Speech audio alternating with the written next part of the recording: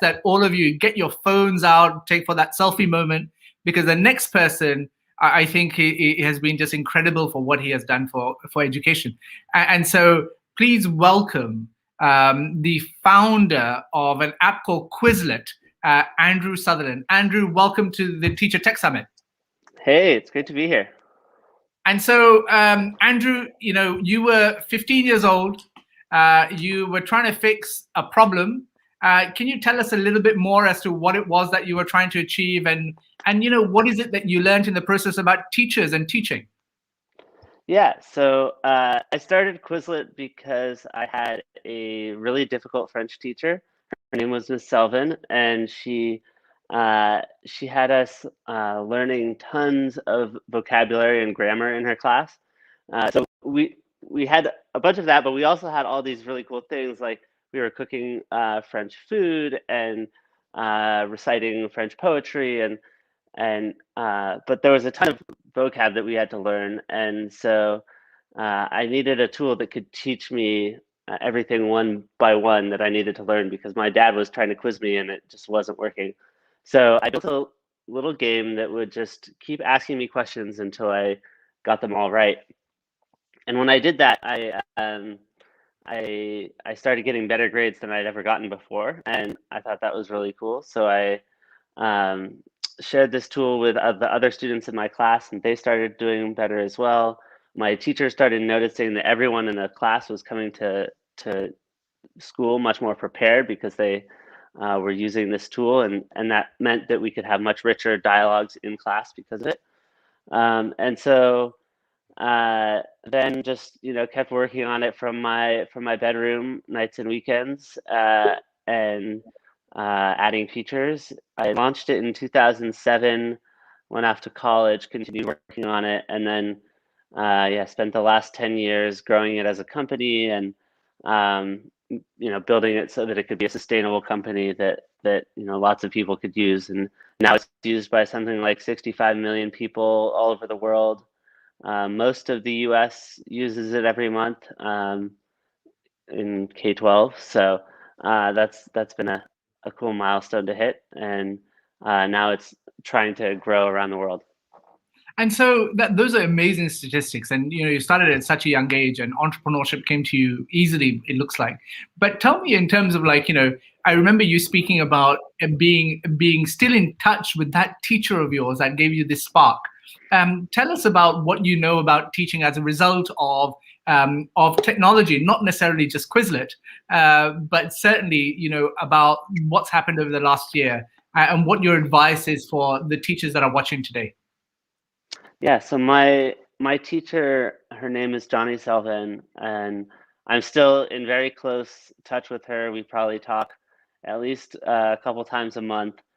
She's a huge inspiration for me, mentor to me. I think of a phrase I just learned recently, actually. It's called like a warm demander, and I think that encapsulated her perfectly. She really cared about all of her students. She built relationships with them. She learned who they were, but she also had very high expectations of them, and she was demanding. And she knew, what I was capable of. She knew, even if I did the assignment pretty well, but I was capable of more, she would tell me that. And so, as I've actually started teaching. I'm teaching my first class at MIT this semester, and I've been thinking a lot about her and how to emulate that sort of warm, demanding style that she had. Wonderful. So I want to take some questions from the audience that has amassed here, and so if you have any questions for Andrew Sutherland, who's created this quiz tool called Quizlet, please do put the comments in whichever platform you're using, and we can then Andrew is we'll present him and he will try to answer. Andrew, in terms of different types of technologies being used over the pandemic, what do you think in terms of the potential is for these technologies being here to stay. So when schools start opening up, do you think that these tools are going to be less sticky and not being used? Well, I think a lot of people are certainly craving getting back to real life and using a little bit less technology. But I think that something that we can strive to keep is something exactly like this, which is like we probably wouldn't have gone for like a fully digital conference where we could bring together people from South Africa and the U.S. and the Philippines all within 30 minutes.